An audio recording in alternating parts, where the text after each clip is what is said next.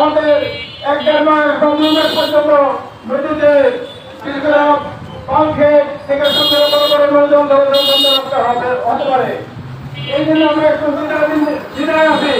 আমি বললাম যে আপনাদের দ্বিধান্বিত হওয়ার কারণ নয়, কারণ মেয়ের মানুষ এই জিনিসটার কারণে, জিনিসটা না থাকার কারণে অনেক অনেক সমস্যা জর্জরিত।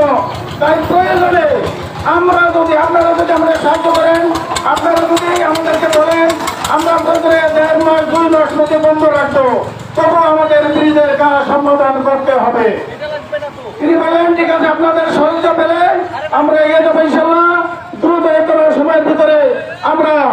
দ্রুততর সময়ের ভিতরে আশা করি আমরা আপনাদের ব্রিজের কাজ করে দিতে পারবো। যাই হোক, বারবার প্রশাসন আমাদেরকে অনেক ধরনের আশাবাদ দিয়েছে, কিন্তু তেমন কিছু রেজাল্ট আমরা এখনো পাই নাই।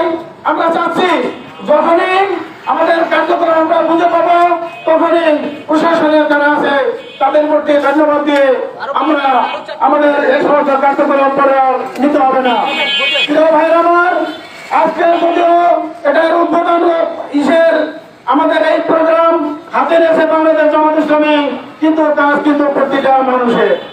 নড়িয়াবাসী যারা যেখানে থাকুক না কেন, ধর্ম নির্বিশেষে সবারই এগিয়ে আসতে হবে জাতীয়তার লক্ষ্যে। যার কারণে আমি বলতে চাই, আসুন সবাই হাতে হাত মিলে নড়িয়াবাসীর প্রয়োজনে দল মত নির্বিশেষে আমরা আমাদের কার্যক্রম এগিয়ে নিয়ে যাই। এ বলে এখানেই আমি আমার বক্তব্য শেষ করছি। আসসালামু আলাইকুম ওয়া রাহমাতুল্লাহি ওয়া বারাকাতুহু। সম্মানিত উপস্থিতি, এই পর্যায়ে আপনাদের মাঝে বক্তব্য রাখবেন বাংলাদেশ জামাত ইসলামী ঢাকা থেকে আগত জবসার কিছু সন্তান মজলিসের অন্যতম সদস্য, আমাদের প্রাণপ্রিয় ভাই, তরুণ নেতা মাসুম ভাই।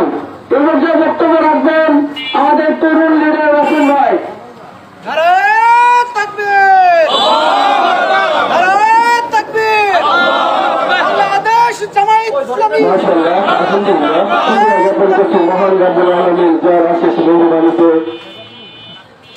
আজকে আমরা খুব সুন্দর একটি অধিকার আদায়ের জন্য ঐক্যবদ্ধ হয়ে নড়িয়াতে আমরা একত্রিত হয়েছি। মূলত সালাম প্রেরণ করেছি আমাদের মানবতার শিক্ষক, আমাদের প্রিয় নবী হযরত মুহাম্মদ সাল্লাল্লাহু আলাইহি সাল্লাম, যার আনিত বিধানকে বাস্তবায়ন করার জন্য বাংলাদেশ জামাত ইসলাম সে 1941 সাল থেকে এখন পর্যন্ত চেষ্টা চালিয়ে যাচ্ছে। কোরআনের মাত্রা কামল করছে সেই মধ্যে মুজাহিদ সাহেব কারণ তাবেন যাদের ধারাবাহিকতায় সারা পৃথিবীতে এই কালেমার পতাকাকে উত্তোলন করার জন্য যাদের বুকে তাজা রক্তগুলো ঢেলে দিয়েছেন, তার ধারাবাহিকতা বাংলাদেশে কালেমার পতাকাকে উত্তোলন করার জন্য যাদের বুকে তাজা রক্তগুলো ঢেলে দিয়ে হাসতে হাসতে পাশের মঞ্চে গিয়ে বাংলাদেশের অধিকার আদায়ের জন্য আজকেও আমাদের সেই মাঠে নামতে হয়। সংগ্রামী আজকে উপস্থিতি আছেন আমাদের নড়িয়া সখীপুরের নয়নমণি এবং বাংলাদেশ জামাত ইসলাম কর্তৃক মনোনীত এমপি ক্যান্ডিডেট অধ্যাপক ডাক্তার মাহমুদ হোসেন বাগম।